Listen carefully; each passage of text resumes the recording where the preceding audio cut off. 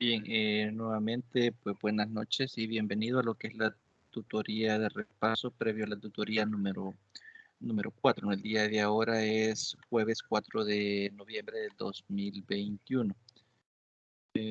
Para el día de ahora, básicamente solo es revisar algunos de los materiales que se han compartido ahí en lo que es plataforma, ¿no? Sobre lo que es la unidad 4. En este momento le voy a compartir lo que es mi escritorio y pues firma por favor si ya le aparece visible.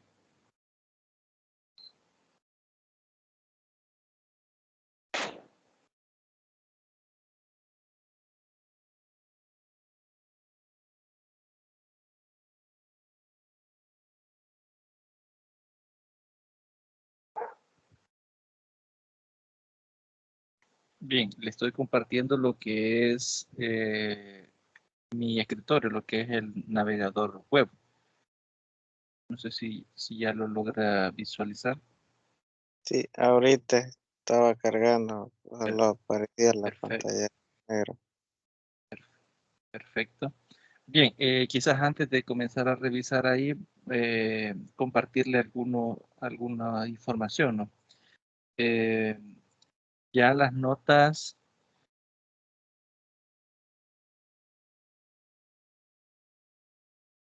de revisarla, es importante que revise en Prometeo que la nota que se les ha cargado coincida con la nota que han obtenido eh, en, en plataforma, ¿no? Ahí en cada evaluación se les ha colocado lo que son las observaciones y pues la rúbrica también, ¿no? La rúbrica bajo la cual se les evaluó, las ponderaciones, las observaciones. En el caso en que exista algún problema, digamos que tal vez usted en plataforma, en la rúbrica, tiene 8 de nota y tal vez le aparece un 7 o un 6. En Prometeo es importante que lo informen de forma inmediata, ¿no? Para poder tomar el dato y avisar a coordinación para que se pueda corregir, ¿no? Ya que más adelante pues eso no va a ser posible. Entonces, quizás como recordatorio e información que tengan pendiente, no solo de esta asignatura, sino de las otras asignaturas que estén cursando, siempre no verifiquen que las notas concuerden las que están en plataforma con las que ustedes pueden visualizar en Prometeo, ¿no? Entonces, no sé si en su caso ya realizó la verificación, Diego. Solo en plataforma, bueno, como Bien, normalmente tarda un poco, no la he revisado.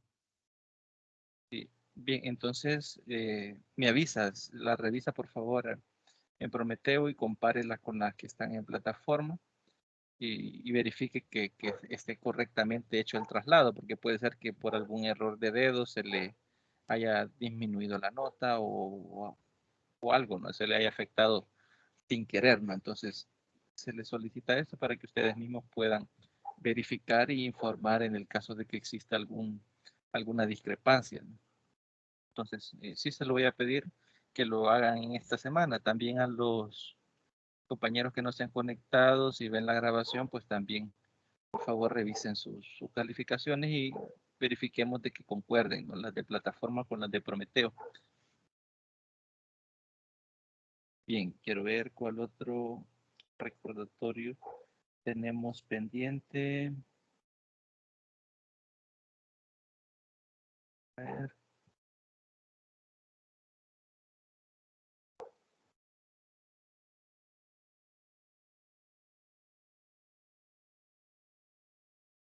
a ver, la prueba en evaluaciones.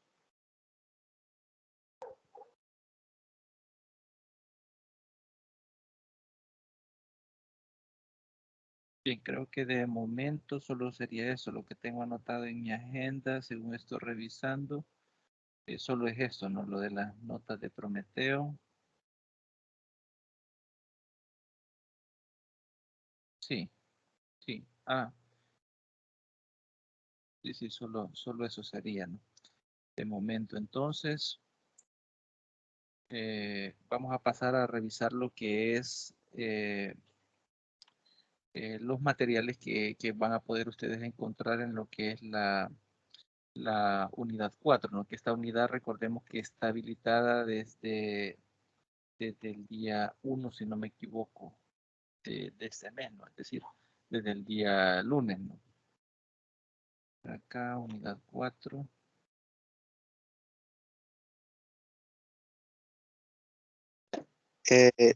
Lick, con respecto a las ¿Sí? notas, revisé ahorita y Ajá. no me parecen.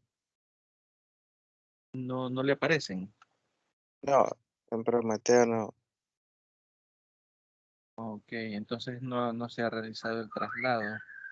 Voy a esperar a ver si algún compañero le aparecen, es que en el suyo no se han cargado y ahí lo voy a informar. Si a ninguno le aparece, pues entonces es que no se han cargado aún. Yo tenía entendido que sí, ya estaban cargadas, pero voy a escribir a coordinación para ver si es que no se han cargado las de todos del grupo virtual 2 o es que de ninguno se ha cargado. Eh, pero en plataforma sí las logra visualizar, Diego. Sí, licenciado, Creo que solo la única que no les he calificado creo que es vamos a ver por acá, opciones, en tareas, porque hay una creo que no les he revisado, ¿verdad? Que es la tarea 2 si no me equivoco, que es la del abaco chino. sí, y me parece que el control de aprendizaje 3. Ajá, sí, ajá, correcto. Control de aprendizaje 3 no le he calificado y tampoco la tarea 2.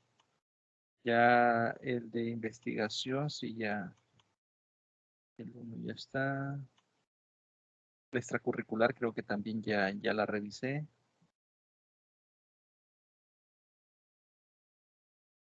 Sí, yo creo que sí, la del abaco chino y el control de lectura 3 serían las únicas que tendríamos, bueno, que yo estaría pendiente de cargar lo que es la nota. Ya las otras sí ya están todas ahí en plataforma. Voy a tratar de calificar tal vez el domingo, lunes, para que ya ustedes puedan tener sus notas completas y puedan conocernos cómo van en esas actividades. Bien, vamos a ver en la unidad 4. No sé, Diego, en el caso suyo, si ya descargó los materiales de la unidad 4, ya comenzó con las lecturas. Sí, licenciado, ya. ¿Ya hay alguna duda, alguna consulta o algún comentario que desee realizar? Por el momento no. Todo bien, Lick. Perfecto. Bien. Los contenidos de la unidad 4 en este caso es el 4.1, que es la revolución en la geometría, el 4.2, que es el cálculo infinitesimal, y lo que es el 4.3, que es Euler y su tiempo, ¿no? En este caso vamos a ver lo que es primero la ruta de aprendizaje.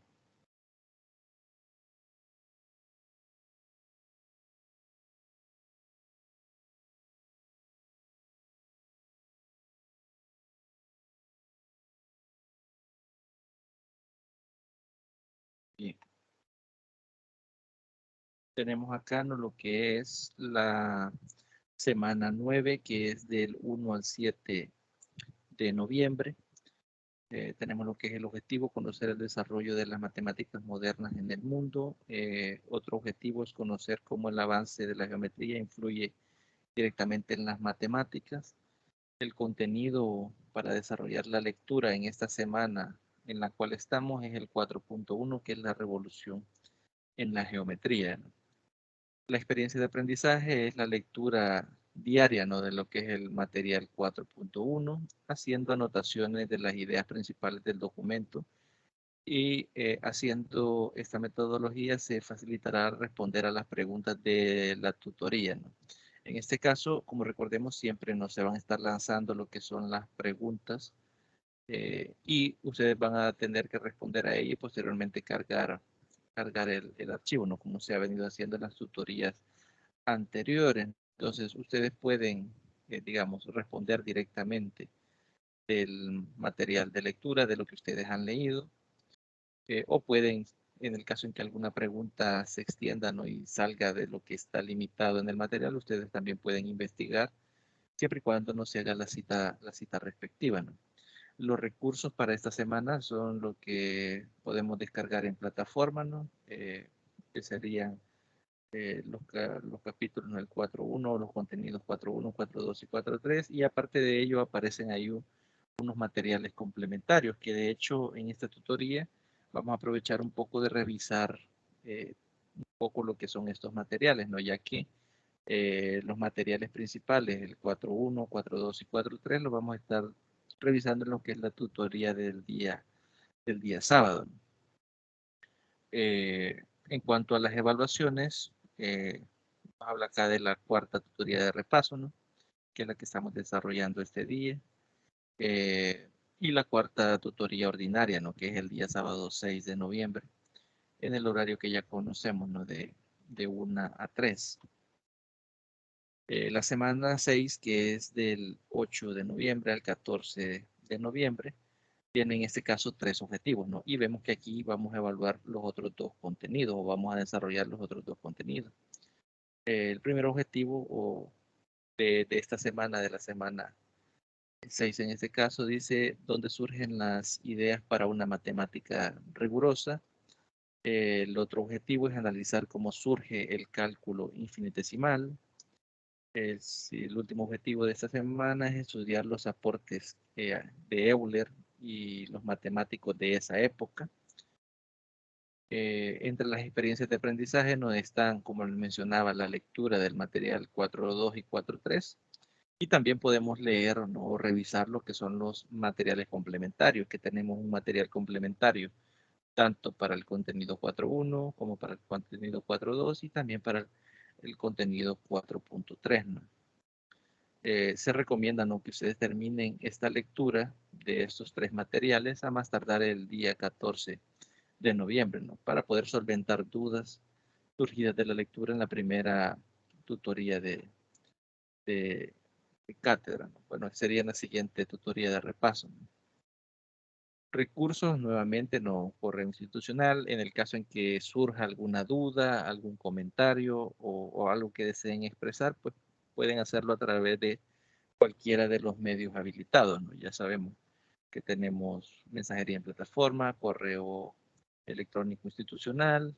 En el caso de mi persona, ¿no? Como tutor, poder apoyarles en cualquier duda, ya sea sobre los materiales o cualquier duda específica que tengan con referencia a lo que es la tarea, ¿no? Puede ser de que de la tarea a ustedes les surja alguna duda puntual o algo no esté claro, tengan total confianza de escribirme y preguntarme, ¿no? Que yo con gusto pues les ayudo, ¿no? Si está dentro de las posibilidades poder orientarlos, ¿no? Sobre alguna duda puntual, pues para eso estamos, ¿no? Las evaluaciones de esta semana es el control de aprendizaje 4, ¿no? Que serían las preguntas que se lancen posterior a la tutoría del día sábado 6. Esta se deberán subir a más tardar lo que es el próximo sábado, ¿no? Que sería el sábado 13, ¿no? Si revisamos el calendario después de la tutoría del día sábado, tendríamos exactamente una semana para que ustedes puedan perfectamente responder a las preguntas que ahí sean lanzadas, ¿no? Tanto de la lectura desarrollada en la semana en la cual estamos ahorita, como la lectura que desarrollen eh, la otra semana, ¿no? De los contenidos 4.2 y 4.3.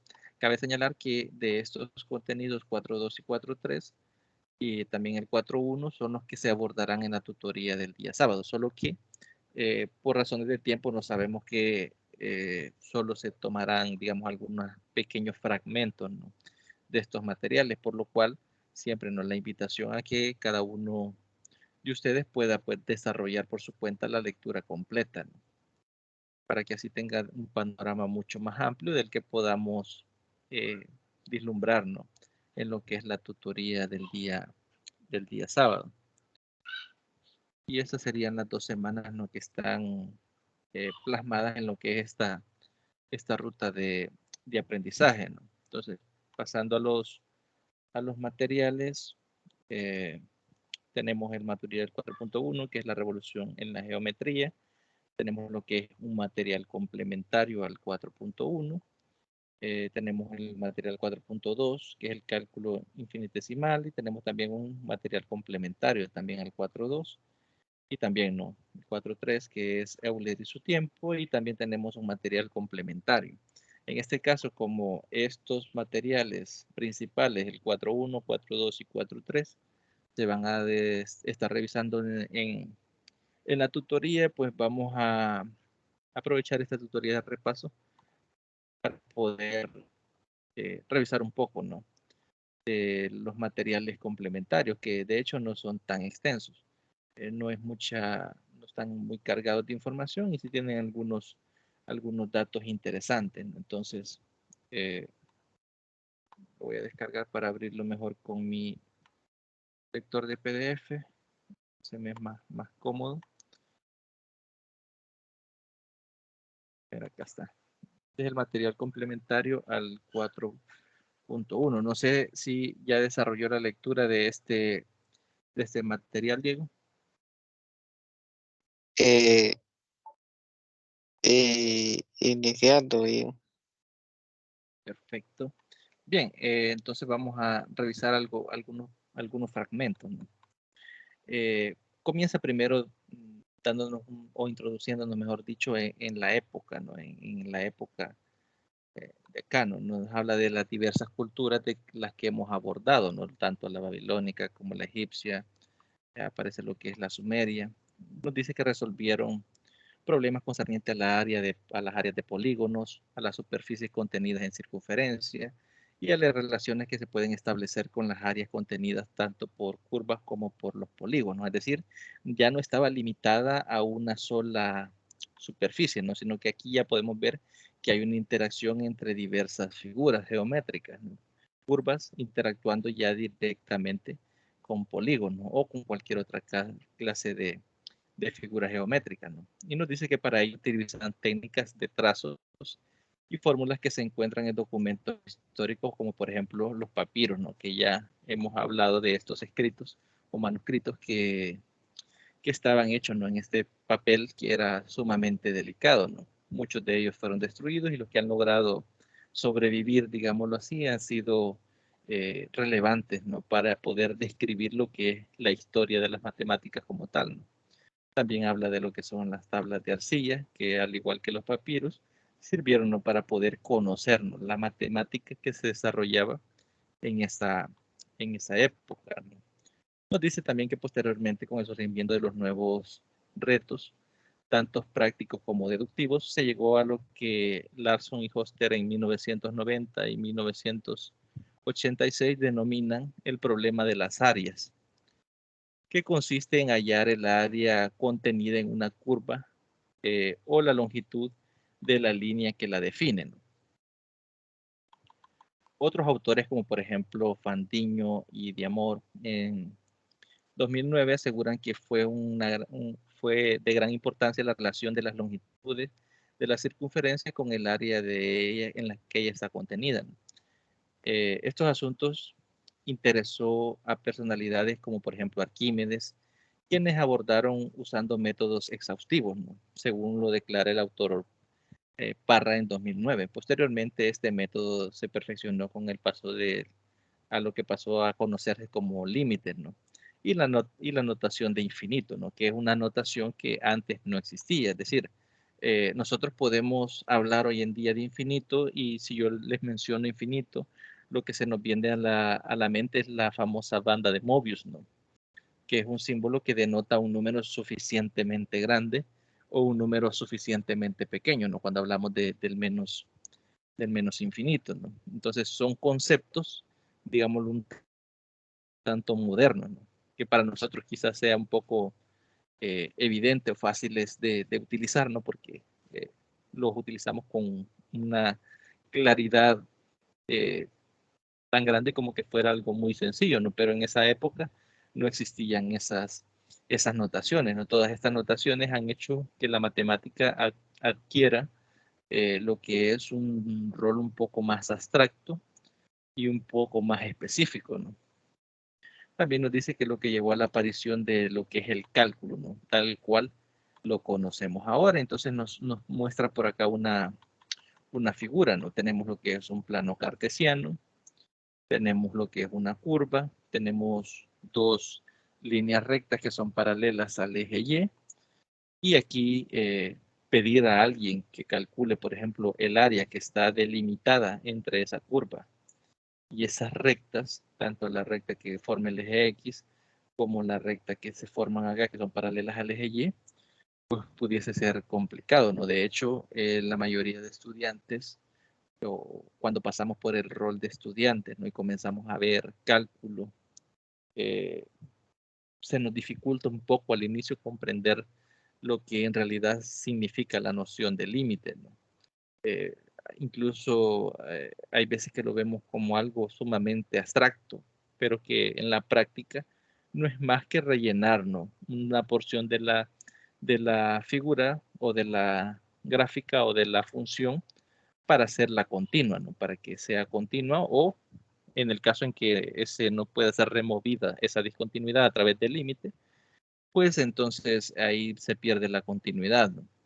Entonces, a veces es un concepto tan, digamos, tan sencillo para nosotros hoy en día puede resultar algo abstracto, ¿no? Fijémonos cómo acá definían lo que era límite, ¿no? Nos dice límite de delta xy tendiendo a cero es igual a la sumatoria, ¿no? De todos los f de xy por el delta de xy, es decir, lo ancho por lo alto, ¿no? Si observamos esto, este pequeño apartado de acá, básicamente lo que hacemos es medir con rectángulos. Por ejemplo, si imaginamos que nosotros no tenemos noción de lo que en realidad es límite o de lo que, cómo calcular, por ejemplo, esta función f de x, pero no tenemos una fórmula. Por ejemplo, de un cuadrado sabemos cuál es la fórmula, ¿no? Que es lado al cuadrado. De un rectángulo es base por altura.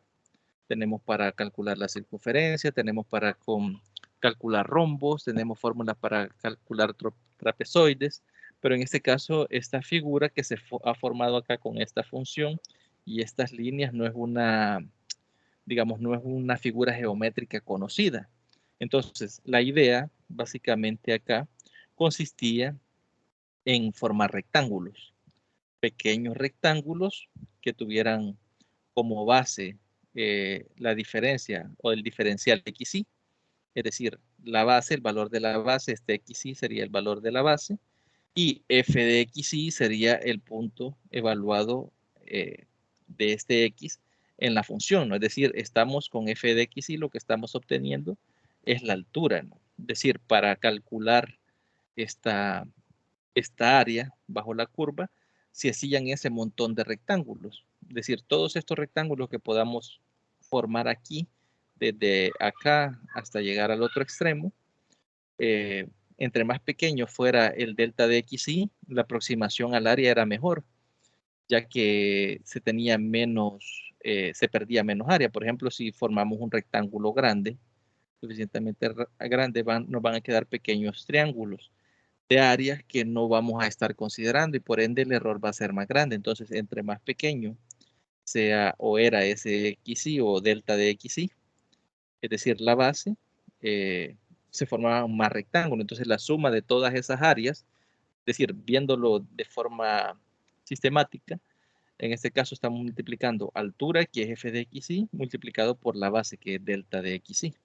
Entonces, la sumatoria de todos esos pequeños rectángulos eran lo que nos determinaban el área, ¿no? Hoy en día, con el cálculo como nosotros lo conocemos, pues esto se puede hacer a través de una integral, ¿no?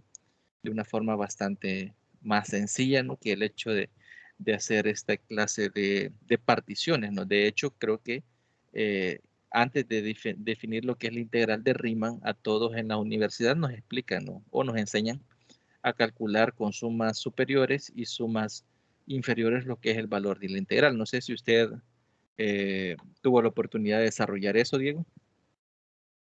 Sí, como lo menciona inicialmente. Sí. De hecho, interesante. Hola, hola, Dígame. hola. Sí, le decía, no sé si usted tuvo la oportunidad en la universidad de realizar ese cálculo de esas áreas a través de estos rectángulos que nos están planteando acá.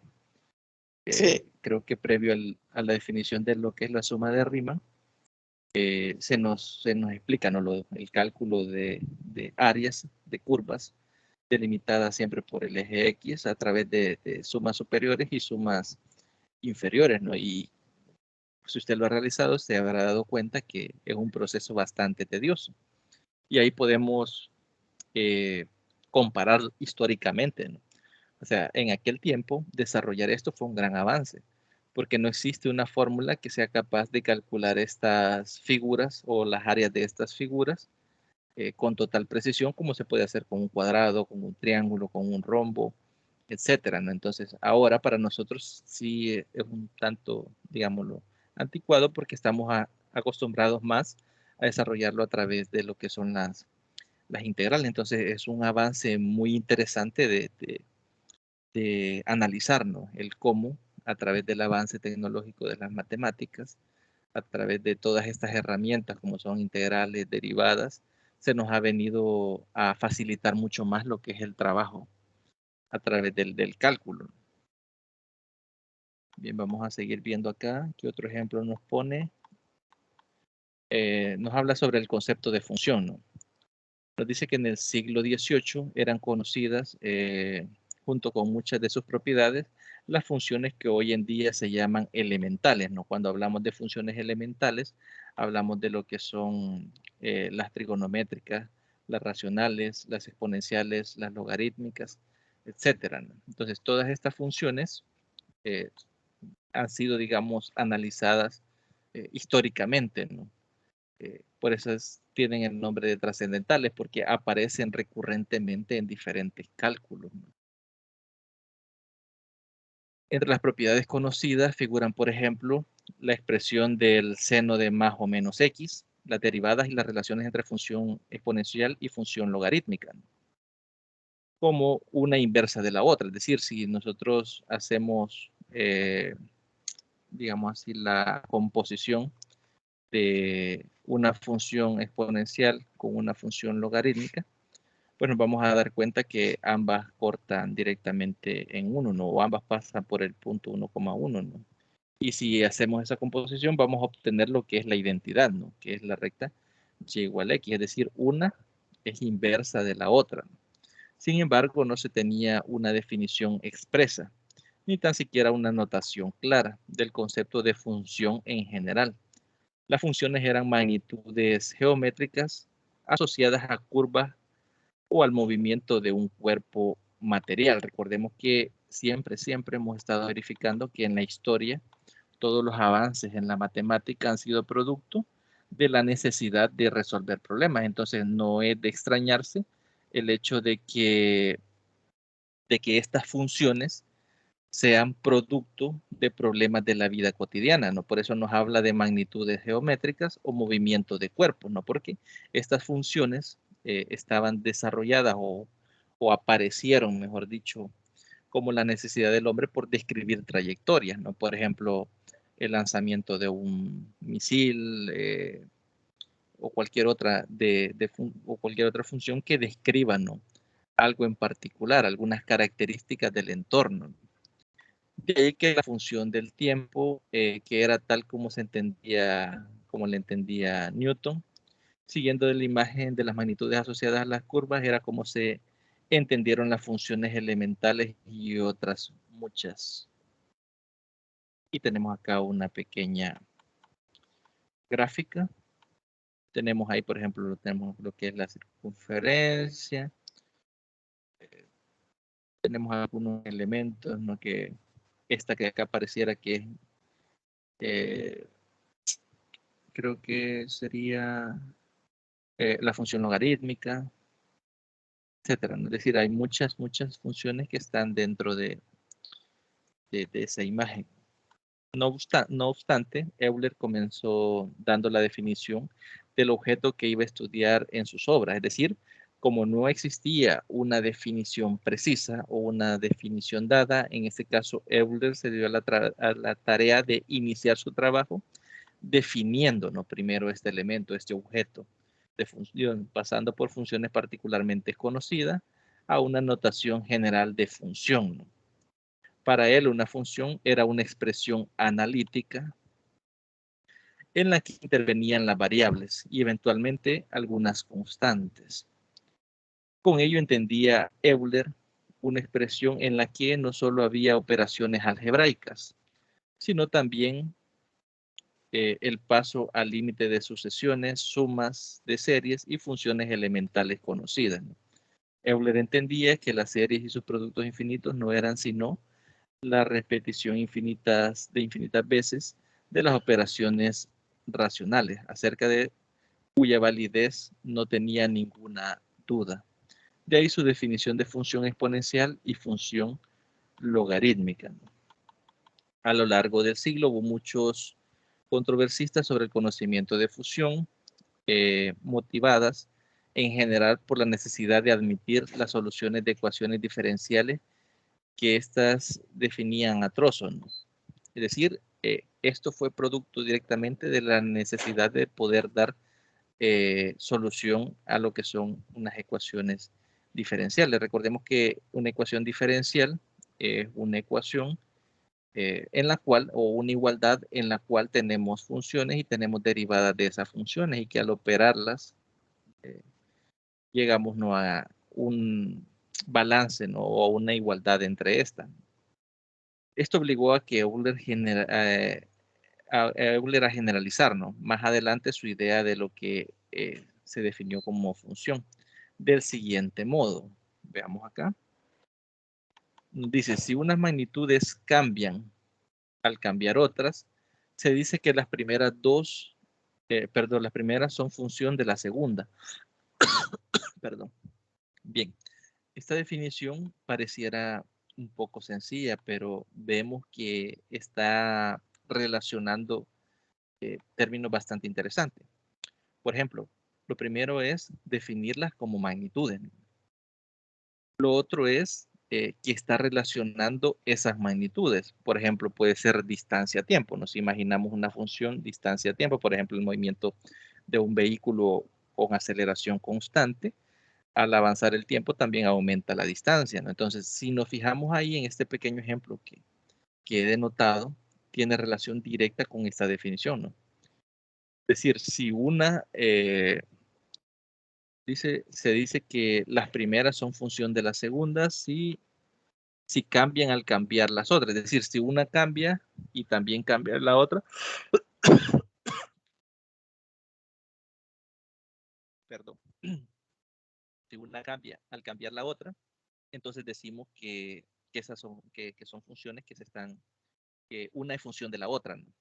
También a final del siglo, el gran matemático de la época, Lagrange, que vivió entre los años 1736 y 1813, definió la notación de función como, en ese caso sería otra definición de función, cualquier expresión útil para efectuar cálculos en las que las variables intervenientes intervienen de cualquier manera, ¿no? En este caso ya no define una variable a partir de la otra, ¿no?, sino que intervienen ambas de cualquier manera. Sí se ven afectadas, pero no hay una relación, o al menos si la comparamos con esta definición, no hay una relación tan específica en el cual si una cambia la otra también, ¿no? Aquí solo dice que puede intervenir. Nos dice que la diferencia estriba en admitir diversas expresiones para trozos distintos, ¿no? Bien, también nos habla que con respecto a las funciones trigonométricas, Euler introdujo lo que es el radián como unidad de medida. Y si se fijan o nos fijamos, aún en nuestros días, pues seguimos utilizando, ¿no? También lo que es el seno y el coseno como razones entre segmentos. Si nos fijamos aquí ya estamos atribuyéndonos, porque a veces nosotros cuando comenzamos, ¿no?, a introducirnos en lo que es este mundo de las matemáticas, y tal vez en bachillerato utilizamos lo que son estas funciones trigonométricas para calcular longitudes de segmentos en triángulos, por ejemplo, el teorema del seno, el teorema del coseno, que nos sirve para calcular lados de triángulos. No lo relacionamos, o al menos cuando estamos en ese aprendizaje, no lo relacionamos que básicamente estas funciones, seno y coseno, lo que en realidad representa son razones existentes entre estos segmentos, ¿no? Y por esas razones existentes, es decir, por esas magnitudes, esas relaciones entre magnitudes, es que estas funciones pueden proporcionarnos como resultado el segmento que no conocemos. Eh, pero es interesante ver acá que Euler lo introdujo directamente, estas dos funciones, atribuyéndolas directamente a lo que son los segmentos o las razones que hay en esos segmentos, ¿no? También nos dice que para utilizar circunferencias de radio unitario o radio 1, en la definición que se transmitiera lo que es Fourier, los matemáticos eran felices creyendo saber que era lo que era una función, ¿no? Era qué especie de proceso f que tomaba un número x y generaba otro número, que era f de x, ¿no? Es decir, hasta antes de Fourier, la definición de función era sumamente sencillo. Es como tener una maquinita en la cual se le proporcionaba un material, que era x. Esta maquinita lleva un resultado producto del material que se le había brindado, que el resultado sería f de x, ¿no? Y que los números x tienen sentido dependiendo de cuál sea la función, ¿no? Es decir, estos números que toman la función tienen sentido dependiendo de qué función es la que se está aplicando o qué regla de correspondencia se le está asignando a la función. Ahora entendemos que la fuente de sus dificultades era que estaban tratando de entender varios aspectos diferentes del concepto de función. No solo que es uno que asocia un número con otro número llamado f de x, es decir, no es una regla que solo asocia lo que es un elemento con el producto de ese elemento a través de una regla de correspondencia, sino qué propiedades poseen dicha regla, ¿no? ¿Qué propiedades posee, en este caso, la regla de asignación, que en este caso sería la función, ¿no?, f. Ahora bien, ¿cuáles son esas propiedades que podía tener esta función? Pues las que nosotros hemos aprendido en el cálculo, ¿no? Lo que es la continuidad, que sea derivable o diferenciable, la capacidad de ser representada por algún tipo de función.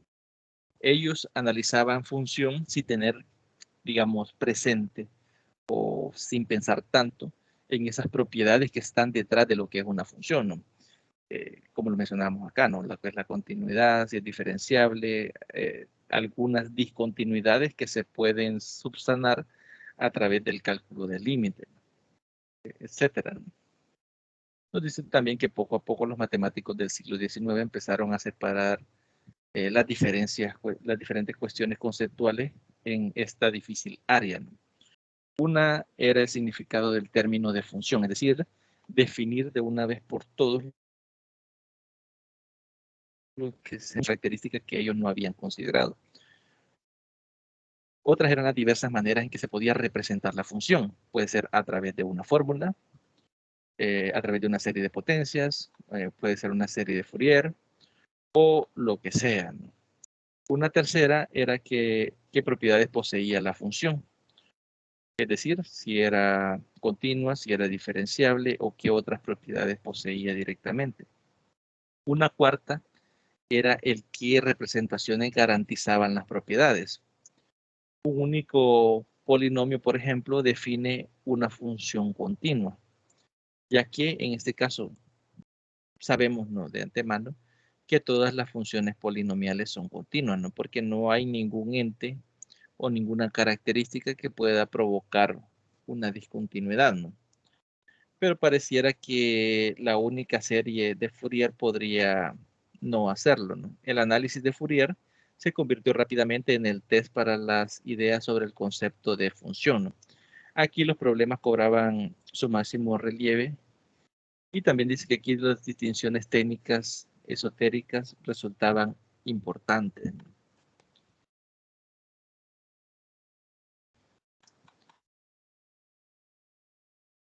Que es lo que muestra acá en la figura, ¿no?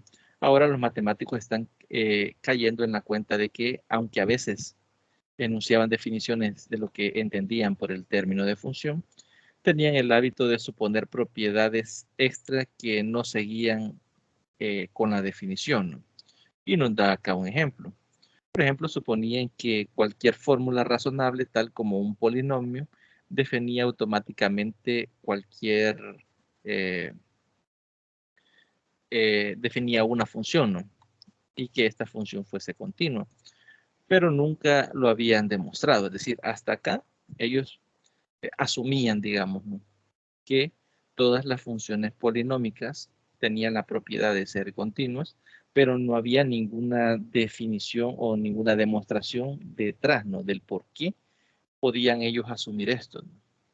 De hecho, no podían demostrarlo porque no habían tenido definido lo que es continuidad, es decir, no podían demostrar algo que no se había definido de forma práctica, ¿no?, o teóricamente. Todo el área estaba plagada de vagas intuiciones, la mayoría de ellas erróneas. La persona que hizo el primer intento serio por ordenar este revoltijo fue el sacerdote y filósofo matemático eh, bohemio. Su nombre era Bernard Balzano, ¿no? Él dio una base lógica de la mayoría de los conceptos básicos del cálculo infinitesimal y había una excepción importante, ¿no? Y es que él daba hecha la existencia de los números reales, ¿no? Es decir, todos aquellos números que hasta esos tiempos habían sido considerados difíciles de medir, él ya los consideraba, ¿no?, como números reales, ¿no?, en toda la unión de todos esos conjuntos que hoy en día ya conocemos, ¿no? Entonces, con esto finaliza lo que es el material extra, ¿no?, o el material de apoyo de lo que es el primer contenido. Desde aquí podemos hacer algunos análisis, ¿no?, el del cómo el concepto de función se fue transformando de algo tan simple como pensar de que era algo, una regla de correspondencia que asignaba un valor a otro valor obtenido directamente con la interacción de cuánticos, que establecía relación, digamos, entre dos elementos, a pasar a algo mucho más importante, que es lo que hoy en día conocemos, ¿no?, que son características propias de las funciones que podemos adjudicar, como lo es la continuidad, como es que sean diferenciables, o que sea directamente, que sean integrables, ¿no? Entonces, no sé si tiene algún comentario, alguna opinión, algo que le haya llamado la atención y quiera agregar, pues podría hacerlo en este momento.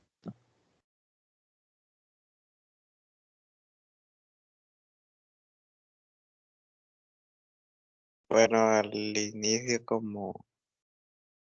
eh, yo creo que Euler ha sido un matemático bastante influyente y en esta parte dio los primeros pasos para definir lo que es la función y de allí, bueno, de allí los matemáticos siempre siguieron avanzando y creando una forma más concreta de- del concepto de función. Sí, de hecho es bastante interesante cómo se tenían nociones, ¿no?, de lo que era en sí una función, pero no existían esas definiciones claras y precisas, sino hasta que llegó Euler y lo definió con sus características, ¿no? Entonces, si nos ponemos a analizar, algo bastante interesante el ver cómo la matemática o poder pensar, ¿no?, en cómo la matemática surgió a través de problemas que sucedían en el entorno. Las personas intentaban solventar esos problemas a través de una caracterización matemática que pudiese describirnos. Como veíamos arriba, ¿no?, antes, era como para describir objetos o cuerpos. Es decir, buscaban siempre resolver problemas de la realidad, pero no se enfocaban tanto en el hecho abstracto de lo que estaban construyendo, ¿no? Es decir, asumían función como algo simple y no le daban la profundidad o la caracterización abstracta que debería de tener, ¿no? Sino fue hasta que llegó Euler y pudo él definir las características, ¿no? Y poder demostrar estas características. Entonces es bastante interesante cómo se utilizaban o el hombre o el ser humano siempre ha buscado utilizar la matemática, siempre en su entorno, y a través de eso es que esta ha ido o ha posibilitado el hecho de poder ir avanzando o irse desarrollando. Bien, creo que lo dejaríamos hasta acá. No sé si tienen alguna consulta o algún comentario, ya que ya son las 9. No sé si hay algún comentario, alguna pregunta. De mi parte, todo está bien, todo está claro.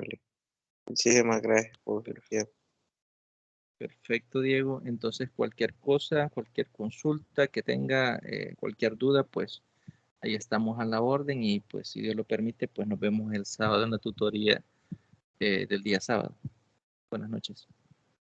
Bueno, muchas gracias. Buenas noches.